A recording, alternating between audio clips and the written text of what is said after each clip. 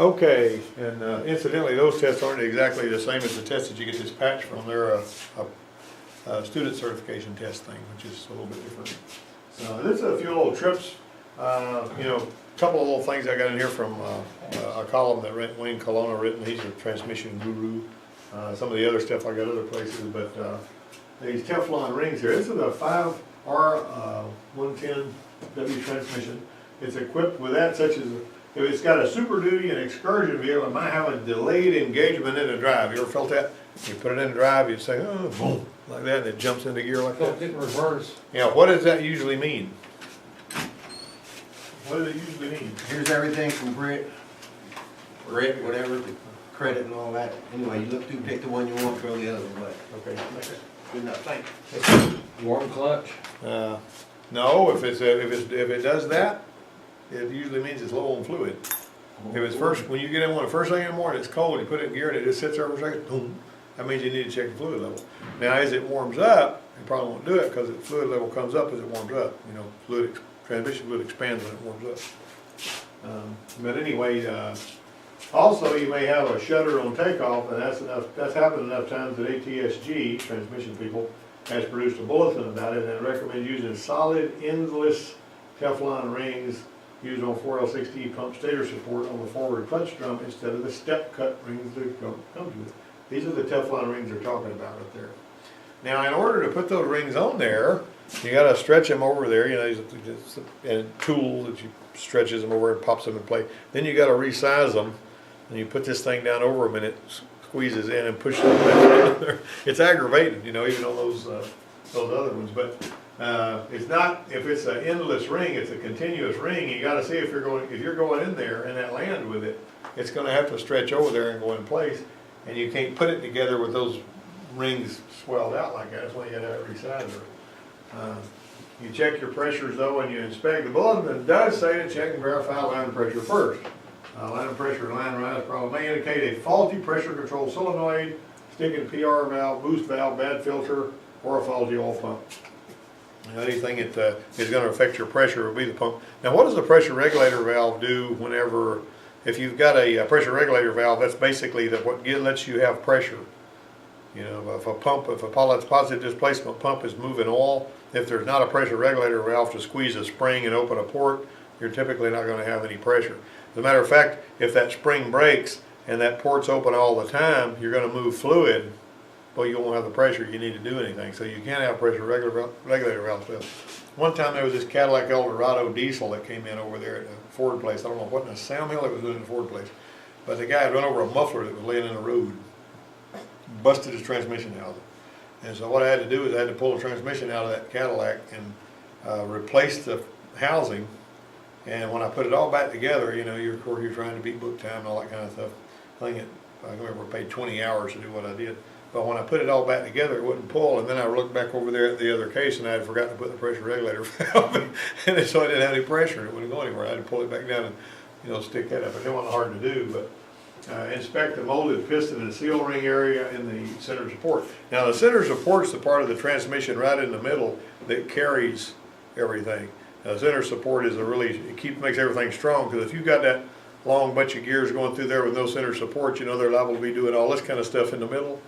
And so that's what they're talking about when they talk about a center support. You know, it basically strengthens it makes the gear train more stiffer. If you rule out all of those, you put the solid rings on, could remedy the problem. So check the clutch with compressed air while the drum's on the center support, and that can conform to the needs of the rings when it reveals excessive leaking in this area. So if you air test a drum, you got that. There's these air test plate. Stand up, and you see where that catalytic converter is laying on top of that aluminum plate up there. Now there's a bunch of ways you can air test, but like, all right, get that aluminum plate. You move that catalytic converter, and hand me that aluminum plate. Now this right here, bring that to me. This is an air test plate for a 4T60E. Is what it is.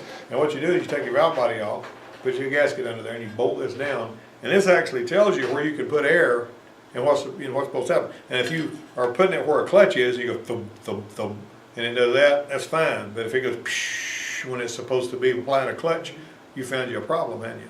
I'm going to pass this around. You can look and see them words on that plate. Am I gonna Pretty be able to cool. do that Yeah, before the snowstorm? huh? Am I gonna be able to do that before the snowstorm? Well, if you don't, you ought to, that's all I gotta say. But anyway, that was, there's a worksheet on it that you got, you know. But anyway, checking the clutch with compressed air, lets you know if you got a leak, and if you know, this, if you put this one, if you air test this one and you hear a leak, you're not supposed to hear a leak, you know, and so apparently the step cut rings didn't work it well. Okay, here's a case study, 2008 F450 Power Stroke diesel transmission would engage in drive without a delay, but would slip on takeoff just above idle and get worse with heavier throttle. So you know it's slipping like that. Even though it slipped a little on light throttle, it pulled well enough for him to drive it in for repair. So he pulled it in there. All right, so he jerks the transmission out, tore it down, expecting to find the clutches toasted, but he didn't find that. Cleaned everything up, put new parts there, checked the drum, you know, put the Teflon rings on there, everything seemed like it okay. So once in the vehicle, the problem was still there. Line pressure was checked and verified to be working properly. So he's got good line pressure, okay? All right, so then he pulls the unit out, the Teflon rings, actually that should have been in this picture, but not the previous one.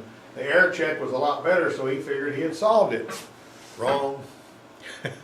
You know, we were fighting with a transmission one time in here that we were having to work on and pull out, put back in and fool with and all that kind of stuff. And I said, went over there and I was talking to this guy at the transmission place in Dothan that I buy a lot of my parts from. And I was going over the grief that this particular transmission had give us. And he was talking to one of his mechanics. He goes, that sounds like that C4DE we had to pull out of that car about 10 times, you know. And I mean, sometimes you just have to keep going until you find it, you know. And now you'll get so tired of it, you just want to get done with it. Anytime you get so sick of one, you just want to be done with it and you don't care how it turns out, somebody else needs to be doing the work. You know, or you need to clean up your act, you know, and maybe find something else to do.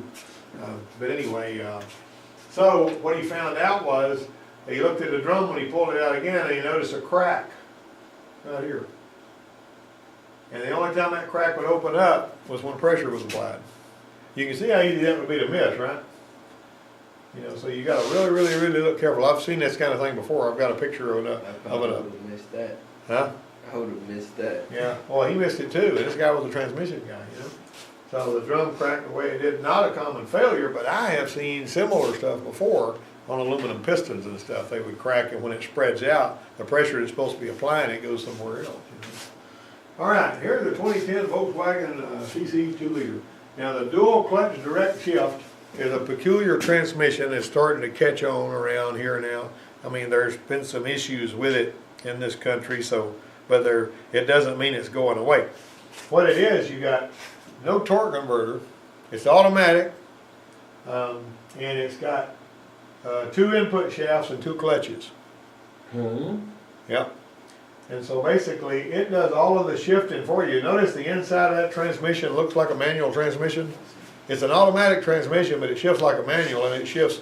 It doesn't have a torque converter, so it's a lot more, and these are wet clutches too, by the way, but it's a lot better, it shifts faster than you could if you were shifting gears. And so they split the gears up between those 2 clutches and those 2 input shafts. But anyway, this right here, if your transmission's overheated, stop, owner's manual, you know, basically this is the Volkswagen warning light on that. You see that little thing? When you see a gear with that, then that's typically a transmission warning light. And it won't always look like that, but if you see that, that's what it means, because they've got a gear. All right, it's a twin clutch automated transmission, change gears faster than any other geared transmission, and dual clutch transmissions deliver more power and better control and faster performance than a manual. There's another version of it. I mean, it's different one. See, you notice you got what's look like a valve body over here, and then you got your 2 clutches in there. And that's an old trend, that's a different thing over there. But anyway, you see that oil cooler, really important there.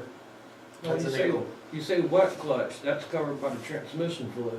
Yeah, that's actually running in the end wet. And wet clutches, believe it or not, some of the cars had, either that you mash your clutch years ago, used to have wet clutches. A lot of heavy equipment's got wet clutches. In the motorcycle world, we got wet clutches, but mostly are covered by motor oil. Yeah. Yeah, so there you go. Now see, a motorcycle clutch, on a lot of them, works like a doggone automatic transmission clutch. It's got, you know, fibers and steels in there. But anyway, on the supercars, McLaren, Lamborghini, Ferrari, and Porsche all adopted dual clutch gearboxes because the rapid shift rendered manual transmissions obsolete. You know, basically, they weren't as much fun, you know, but, all right, one of the clutches is used for the odd numbered gears and the other is used for the even numbered gears. The transmission controller tends to predict the next gear the driver is likely to shift into, and so it can happen so fast. And let's, faster gear shifts than manual transmissions, and it doesn't use a torque converter, so it's more efficient. So you got twin wet clutches there. There's an oil pump down here, your inner input shaft, first, third, and fifth gears, outer input shaft, second, fourth, and sixth gears. And there's your mechatronic unit down there, your high pressure oil filter. They typically got one of those. Your gear position sensor, what gear it's in, and your hydraulically controlled shift mechanism up here. Pretty cool stuff. So, but they didn't really do well. You know, Ford used them in some of their vehicles, and they were, you know, of course Honda used some too. Lexus put them in one of theirs. They looked like they were going to be the wave of the future, and so we want to have. There's your filter, there's your cooler. All right, and VW produced some with dual clutch transmissions, but they ran into a lot of customer complaints. Customers weren't used to that, and Ford with the Focus and the Fiesta, and Honda suffered a lot of consumer complaints about dual clutch transmissions. They had issues with them and all, and I know Jimmy was working over there. He was telling me that sometimes he had to pull them out of there and work on them. But Kia is, I mean, there's still some automakers that are moving in that direction. So you're basically they're going to be doing away with the gear shifter, you know, the old thing. And since you know, some people have trouble, you still need to know how to drive one because there's still a ton of them out there, right? And anybody that learned how to drive with a Prindle stick are going to have issues. You know what I mean? Because you're going to have to know how to take a car with a manual transmission and pull it up on a drive-on lift without driving off the end of the lift and smashing a front end machine. You know what I mean? You got to be able to do that. And if you go to work at a dealership somewhere and you say, "Well, I don't know how to drive a stick," They're gonna laugh at you. you know, that's embarrassing. You know what I mean? Because you got to go find another mechanic to pull a car in for you because you don't know how to drive a stick. Be real. You can drive a stick, can't you? I can. You can. I know, but you're old school. What? Somewhat. Somewhat. I'm old school. Yeah. All Can I right. show them how to drive one? Yeah. Tell some Can I junk show up, them how to but drive one? What you're gonna do is you're gonna take your well, you have to know better than you do before you can teach anybody. I do know. No. hey, nah, I seen him that one day. You did not see that coming, did I you? promise. Left foot, match the Hey. clutch in. I taught my daughter how to drive a stick when she was 12. There we go. Yeah, it's I'll- not I'll hard. drive And I one. taught, and they, but you gotta give them, you gotta teach them, right, you gotta be really patient. You know, cause what people try to do is they try to use their whole thigh to operate the clutch. You're supposed to hinge your foot off the floor and just use your foot like that, and that way you got better control. When you're starting to feel it pull off, then you ease on off of it and give it a little more gas. And you know, if you do it right, you won't ever burn the clutch out, you know. Ease off. You ought to seen I that. see You ought to this seen that Escort clutch when we finally had to put a clutch in it. That thing was nothing but dust. I mean, it was just a pile of crud in the I've bottom had of that it. happen before. Ease So off what, the clutch till you feel the wheels start you to hold spin, the clutch? grab. Ease off some more, get some gas.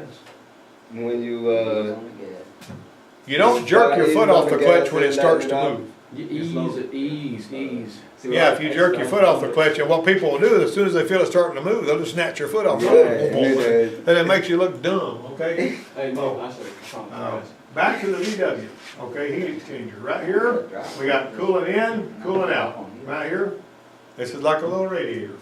Okay, you got oil in and all that. So what you got is you got coolant that's going in one, and they don't, if this thing leaks, you know, you're gonna have issues with coolant and water mixing, you don't want that. But if your coolant goes in there and the hot transmission oil, it's kinda like in that radiator that you changed. You know, it's a very similar deal, and so the coolant carries the heat out of the transmission fluid, because it can be pretty hot. And that's the cutaway to show the inner workings. There's a little filter housed in there. There's a heat exchanger and an oil filter. That's what they look like right there, sort of. And so usually when it's removed though, you can take the heat exchanger off the transmission and the water lines stay in place. Just pull it out of the way, and that way you don't lose any coolant. You know, losing coolant, you gotta bleed something. All right, you got a filter in there that looks a lot like a regular transmission filter. You've seen those before, right? Yeah, regular suction filter in there. And this is a sort of a fuzzy picture, but it's routed through the heat exchanger, cooling through the oil pressure filter. Once it passes through the filter, it's routed into an oil spray pipe for shaft and gear lubrication. See, a lot of that is just spray lubrication. It's like you got a spray of oil going over that stuff all the time, keeps it nice and wet. And, but anyway, so you got your external filter there. but you got an internal filter right here, see, and you got your external cooler. If you can see how that works, you know, and see, the blue incidentally, you know, is that little pressure right there, okay? So then you got your pressure regulator valve in there, and then mainline pressure control solenoid, you know, some of this stuff sounds like regular automatic transmission stuff, you get right down to it. Now this is what this particular vehicle was having fluid overheat problems. The heat exchanger was gonna be removed and inspected for restrictions.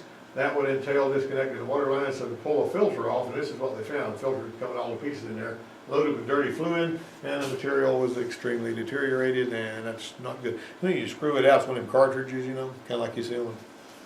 All right, so there's a TSV from Volkswagen concerning an implausible transmission shift sequence, P2711 code stored in TCM, and that'd be accompanied with shift concern and or a no engagement when drive or reverse is selected.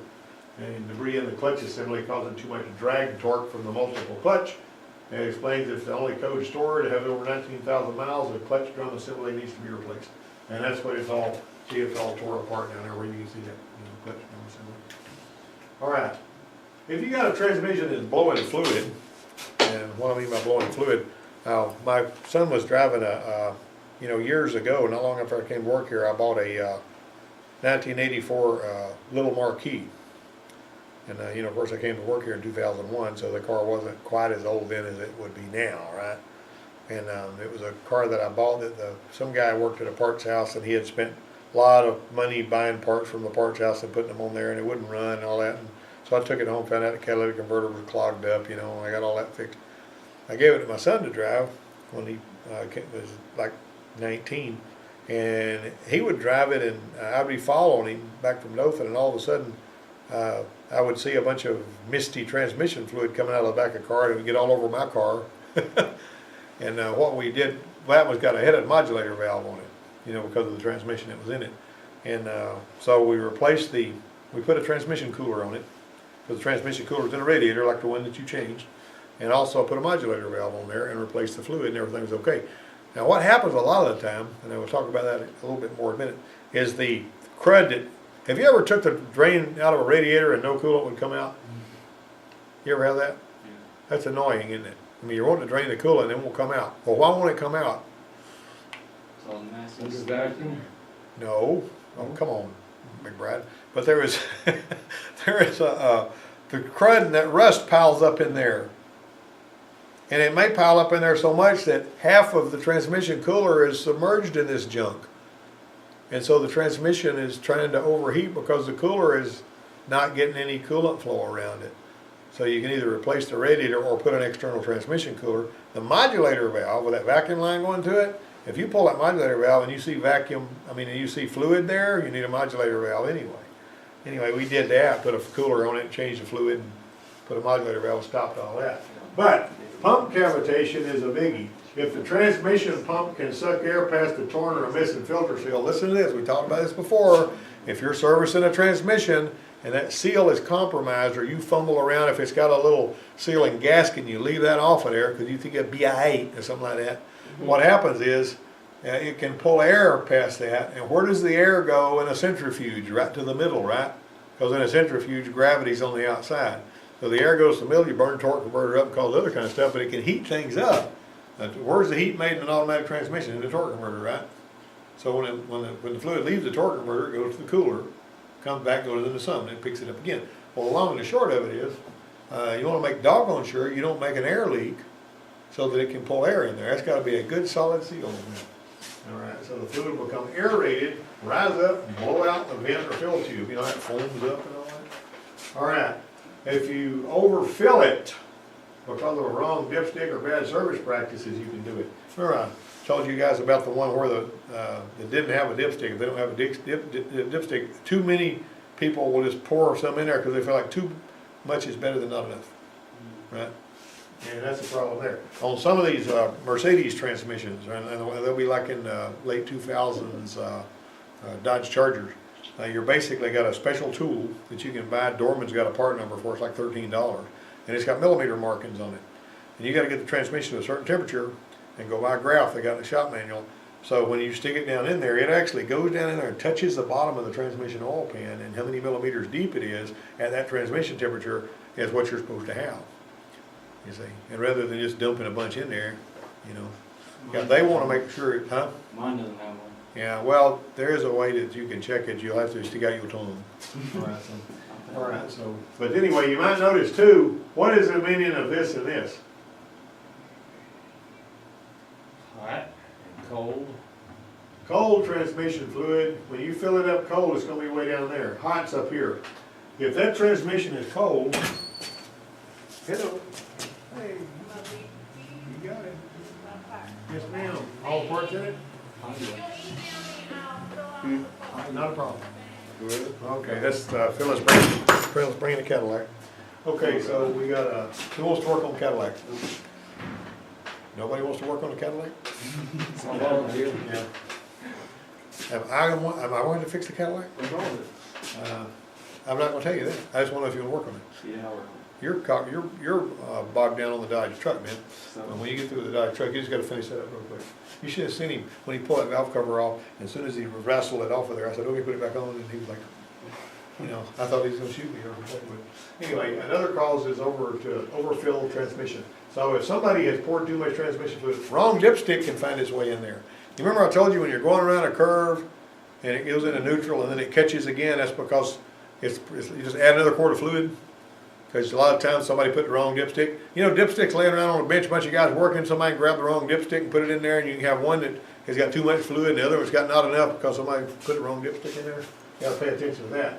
Don't leave the dipstick out, okay? It's bad news. All right, oil cooler overheating issue. Another cause could be attributed to torque converter, which is a malfunctioning torque converter issue in operation. If the torque converter is actually shearing that fluid, you remember also what I told you, if you're sitting in a traffic jam somewhere in the hot summertime or at the drive-through and you're waiting a long time for your ice cream at Dairy Queen and you got your foot on the brake and you got it in drive, you're gonna start heating the transmission up. It'll get hotter and hotter and hotter. And it's not good. And it can just start puking fluid out if it gets hot enough. So put it in neutral. It's just smart. Now if it's cold wintertime and you want the transmission to warm a little bit, you might leave it drive, you know, but kick it up in, you know, if you just started it or whatever. All right, so you got converter clutch issues can cause that. Let me ask you this. Why, like on motorhomes, the torque converter will lock in usually at about 25 miles an hour on the ones that I used to work on? Why would they lock the torque converter in quicker on a motorhome than they would on a pickup or something? I think it's hotter fast. Huh? More weight. No, it keeps it, it makes it run a little cooler. Because when you lock the torque converter in, the torque converter stops making heat. Because it ain't shearing fluid anymore. It's a straight lockup. See? And it's bad to heat it up on those big heavy F-53 motorhome chassis and all that. But the filter's main line pressure control can be contributing factors. If main line pressure is high, it's going to restrict or shut off converter flow and generate high temperatures. Cooler bypass valves are another possibility. You know, if your cooler stops up, they don't want the transmission not to get fluid. Now let's say that your cooler bypass valve malfunctions, it can actually start feeding the fluid right back in there. We actually worked on one time back in 1977 when I was working at Davis Auto Service and Enterprise. And when me and Mike got up under that thing, somebody had put a manual transmission radiator in it and just put a hose, just looped it out with a hose. You know, of course, that was kind of horrifying if you're thinking, wait a minute, this thing needs a transmission cooler, you know. Of course, I've been driving a lot. When they malfunction, they prevent it from being cooled by the radiator. You can just bypass it and go on. See, and they got various different ways. Find out if it's got one. Check that. All right. And they can be another cause if you've got a clogged up, you know, heat exchanger, which is, you know, your cooler and all that. The cooler flow itself is restricted where it couldn't pass through the radiator. Another issue that comes with the radiator is if it's perfect, if coolant passages are restricted and the coolant is not flowing through the cooler, the transmission cooler, you got issues there, see? Well, you gotta look into that.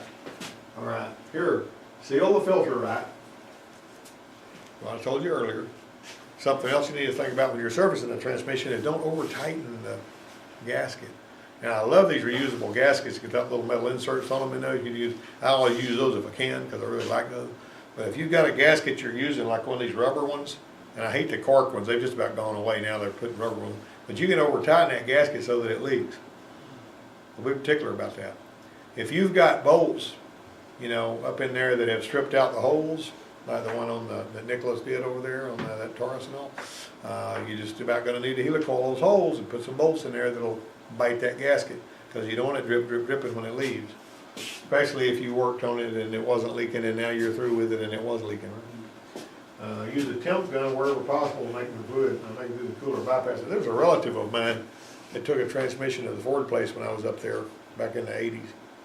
And she had her transmission service, and I didn't do it, the other transmission guy did. I was doing transmissions at the time. And he did the transmission service just like he had on a zillion other cars like that. It was a different 84 Marquis than the one I talked about earlier. It's way back a long time ago. And that car wasn't that very old.